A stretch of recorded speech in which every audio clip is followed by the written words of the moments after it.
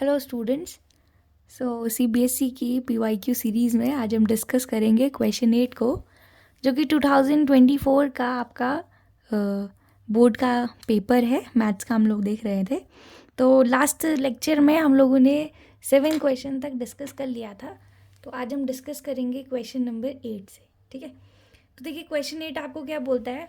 From the data 1, 4, 7, 9, 16, 20 and 21 if all even number are removed. ठीक है, आपको question ने बोल दिया कि अगर आप सारे इवन नंबर्स को रिमूव अगर कर देते हो, then probability of getting at random a prime number from the remaining. मतलब जो बचे हुए आपके नंबर्स हैं, उन नंबर्स में से आपको एक प्राइम नंबर, अगर आप रेंडमली अगर प्राइम नंबर को पिक आउट करते हो तो उसकी प्रोबेबिलिटी बतानी है। ठीक है, तो देखिए नंबर्स क्या थे आपके 1, 4, 7, 9, 16, 21 एंड 25। अगर इसमें से अगर आप इवन नंबर्स को हटा रहे हो तो इवन नंबर कौन कौन से है, देखो एक 4 है आपका, एक आपका 16 है।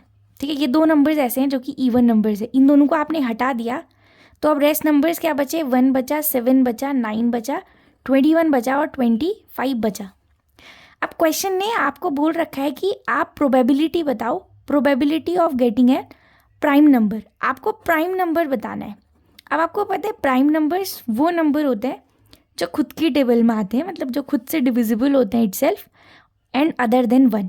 अपने के अलावा वो 1 से भी क्या होते हैं, डिविजिबल होते हैं। और आपको पता भी होगा सबसे छोटा जो प्राइम नंबर है वो 2 है। ठीक है ना, 2 एक ऐसा प्राइम नंबर है जो कि सबसे लीस्ट प्राइम नंबर भी है, प्लस आपका क्या है, सबसे छोटा इवन प्राइम नंबर भी है। ठीक हो गया।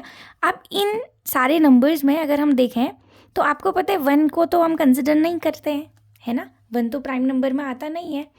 तो हम किसको लेंगे यहाँ पर से, जो आपके प्राइम नंबर है वो कौन है, 7 है। कैसे है 7, क्योंकि 7 एक ऐसा नंबर है जो खुद से डिविजिबल है और एक सिर्फ 1 से डिविजिबल है। बाकी 9 तो आपको पता है 3 से भी डिविजिबल है और इटसेल्फ डिविजिबल भी है। बाकी ये सारे क्या हैं, आपके कॉम्पोजिट नंबर्स हैं। तो केवल यहाँ पर कौन है, प्राइम नंबर आपका 7 है। तो केवल एक ही नंबर तो मिला है आपको। और किसी भी चीज़ की प्रोबेबिलिटी आप कैसे निकालते हैं, ठीक है, जनरली आप कैसे देखते हैं, जो आपके फेवरेबल टर्म्स हैं, ठीक है, और डिवाइडेड बाय टोटल जो आपके टर्म्स होंगे। ठीक है, अब उनमें से अगर देखा जाए तो आपका 7 सिर्फ एक ही नंबर है जो कि इन सारे नंबर्स में से प्राइम नंबर है, तो एक ही है, तो एक आ जाएगा। डिवाइडेड बाय टोटल कितने में से आपने इसको पिक आउट किया है, 1, 2, 3, 4, 5, तो क्या आ जाएगा 1/5। तो आपका ये ऑप्शन बी जो है ये क्या हो जाएगा, आपका करेक्ट ऑप्शन हो जाएगा। ठीक है, देखिए मैं क्वेश्चन को एक्सप्लेन कर रही हूँ इसीलिए मुझे ज़्यादा समय लग रहा है। तो आपको अगर कॉन्सेप्ट पता है तो आप इजीली उस टाइम पे, तो ये तो हम सीधे सीधे कर सकते हैं ना, अभी समझाने में ऑफ कोर्स टाइम लगेगा। ठीक है, अब हम नेक्स्ट क्वेश्चन देखते हैं। तो हमारा क्वेश्चन नंबर 9 है। क्वेश्चन 9 आपको क्या बोलता है, फ्रॉम सम डेटा, देखिए x1, x2 up to xn with respective frequencies f1, f2 and fn। ठीक है, the value of summation of i is equal to 1 to n fi xi minus x bar. आप ध्यान दीजिएगा, आपने क्या कर रखा है, ये जो डेटा है आपका गिवन डेटा और ये उसकी रिस्पेक्टिव फ्रिक्वेंसीज है। जनरली आपको अगर किसी भी चीज़ का ये x बार जो यहाँ पर रिप्रेजेंट कर रहा है, actually it represent the mean. Mean को आप रिप्रेजेंट करते हो x बार से, जो कि आप कैसे निकालते हो, summation of fi xi divided by क्या निकालते हो आप, समेशन ऑफ fi। ठीक है, इससे आप किसी भी डेटा का मीन फाइंड आउट करते हो, राइट। अब बात ये आती है कि आपको जो वैल्यू फाइंड आउट करनी है, समेशन मतलब आप जानते हैं कि जो भी ये जितने भी इसमें डेटा हैं, ठीक है, जैसे हो सकता है 1 से लेकर 10 तक है या 1 से लेकर 100 तक है, तो आई की वैल्यू 1 से लेकर 100 तक जाएगी, मतलब जो यहाँ पर इसने n लिख रखा है। ठीक है, तो जैसे आपने यहाँ पर आई की जगह 1 रखा तो f1 x1 आएगा। ठीक, ऐसे 2 रखा तो f2 x2 आया। तो आपको पता है कि आपने जब मीन निकाला होगा, direct method, assumed mean method या फिर स्टेप डेविएशन मेथड, सब में हम लोग यूज़ करते हैं इसको। तो अब आप लोग देखिए, इसमें आपसे बोलता क्या है क्वेश्चन कि आपको फाइंड आउट करनी है summation of i is equal to 1 to n fi, और ये बोलता है xi माइनस x बार की वैल्यू निकालो। ठीक हो गया। अब अगर यहाँ पर से ध्यान दिया जाए तो देखिए है क्या आपका टर्म में, अगर आप देखते हैं तो सिंपली देखिए ये समेशन को आप एज इट इज़ लिखिए, ये i is equal to 1 to n as it is रहेगा। इस fi को ब्रैकेट में मल्टीप्लाई कर दूँ तो ये क्या हो जाएगा, fi xi हो जाएगा, और माइनस क्या हो जाएगा आपका fi इंटू क्या हो जाएगा x बार। यही तो रहेगा ना, अगर आप fi को इंट्रोड्यूस करते हो ब्रैकेट में तो क्या हो जाएगा fi xi minus fi x बार। ठीक हो गया। अब जरा आप इस फॉर्मूले को ज़रा ध्यान से देखिएगा। फॉर्मूले में अगर मैं यहाँ पर से बात करूँ तो इस फॉर्मूले में थोड़ा सा इसको हम क्रॉस मल्टीप्लाई अगर करते हैं तो ये क्या आ जाएगा, समेशन ऑफ fi इंटू क्या आ जाएगा आपका x बार आ जाएगा। ठीक हो गया। और इज इक्वल टू क्या हो जाएगा, summation of fi into xi। ठीक है, fi इंटू xi आ जाएगा। आप चाहे आप ये समेशन ऑफ fi को आप एज इट इज़ देखिए, समेशन ऑफ fi ये तो एज इट इज़ हो गया, और इंटू आपने x बार किया, मल्टीप्लाई किया। अब जरा ये समेशन को अगर मैं इंट्रोड्यूस कराऊँ अगर ब्रैकेट में तो ये टर्म्स में ब्रेक होगा, तो क्या हो जाएगा, summation of i is equal to 1 to n fi into xi minus क्या हो जाएगा, summation of i is equal to 1 to n, और ये हो जाएगा fi इंटू क्या हो जाएगा x बार। ठीक है। अब जरा देखिए इस वाले जो आपका मीन का फॉर्मूला है उसमें से summation of fi into x bar की जो वैल्यू आ रही है वो summation of fi into xi के बराबर आ रही है। इसको जब हम क्रॉस मल्टीप्लाई करेंगे तो तब आपको ये चीज़ मिली हुई है।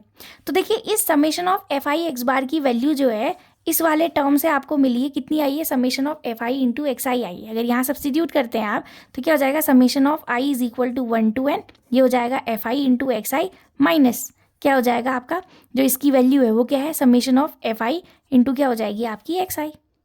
ठीक है ना। तो देखिए दोनों टर्म सेम है, ये आपको पता है, यहाँ i is equal to 1 to क्या है आपका n है, दोनों टर्म सेम है तो ये एक दूसरे को कैंसिल आउट कर देंगे, so it will 0।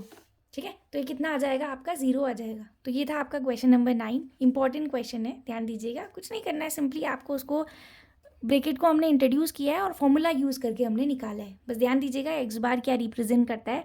Summation generally जैसे समेशन मैंने i is equal to 1 to 2 लिखा है, इसका मतलब यहाँ पर ये है कि इस समेशन का मतलब क्या हुआ कि ये f1 x1 plus f2 x2 इनका जो सम है उसी को आप ऐसे लिख रहे हो। अब वहाँ n ये कितने तक भी जा सकता है। ठीक हो गया। अब हम डिस्कस करेंगे क्वेश्चन नंबर 10 को। तो देखिए क्वेश्चन 10 क्या बोलता है आपको, the zeros of a polynomial. एक पॉलिनोमियल है, गिवन पॉलिनोमियल क्या है आपका x square plus p x plus क्या है क्यू है।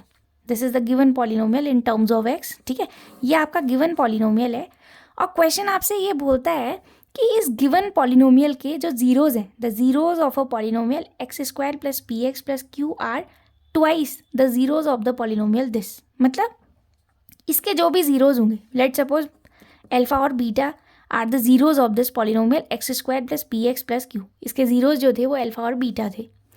तो क्वेश्चन आपको ये बोलता है कि इस पॉलिनोमियल के जो जीरोज हैं एक्चुअली वो आपका क्या है, twice the zeros of the polynomial. ठीक है, ये इसके जो जीरो, ये अल्फा और ये जो बीटा है, इनकी जो वैल्यूज़ हैं, ये जो सेकंड पॉलिनोमियल आपको दिया है 4x square minus 5x minus 6, इसके जो भी जीरोज आएंगे इन जीरोज का जो ट्वाइस है, जो दुगना है, वो आपके कौन है, अल्फा और बीटा है।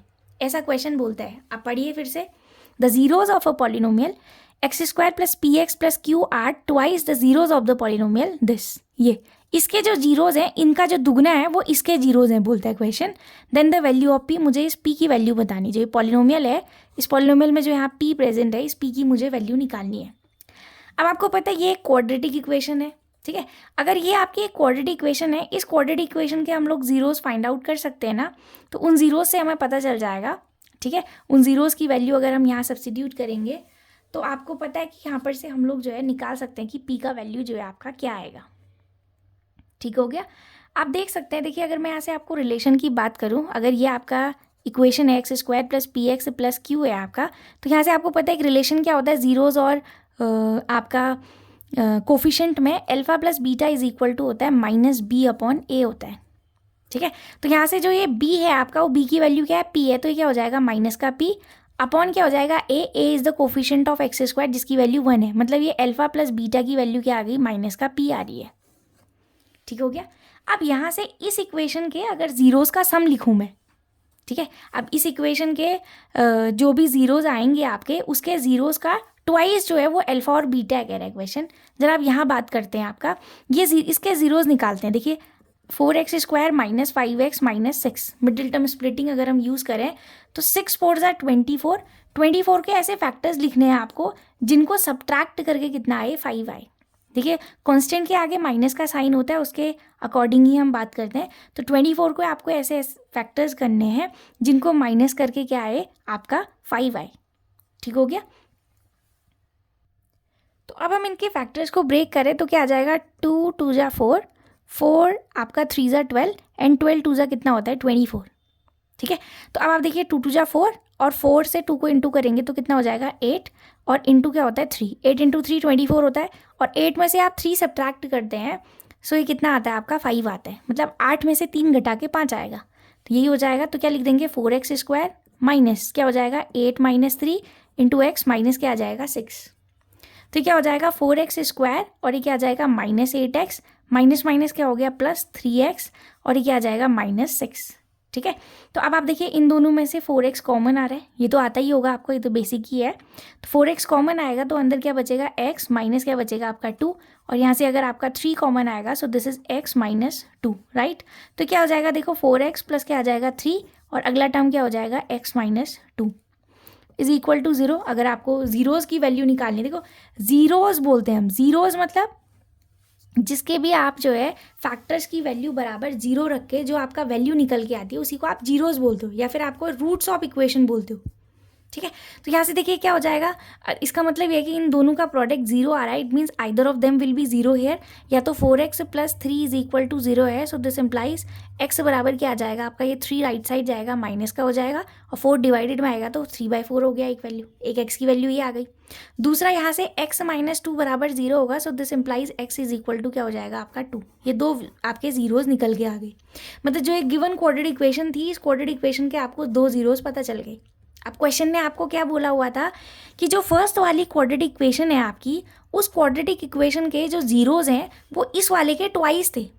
तो अगर इसका पहला जीरो, फर्स्ट जीरो इसका -3/4 है, उसका ट्वाइस बोला था तो इंटू 2 कर देंगे। ऐसी दूसरी वाली भी 2 है और उसका दुगना करेंगे तो इंटू 2 कर देंगे आप। तो देखिए 2 से ये 4 कैंसिल हो जाएगा 2 ज़ा टाइम, तो ये कितना आ जाएगा आपका -3/2 आ जाएगा राइट। ये -3/2 आ गया, ये फर्स्ट की वैल्यू आ गई। ठीक है। और सेकेंड वाले की देखे जाए तो कितनी आ गई 4 आ गई।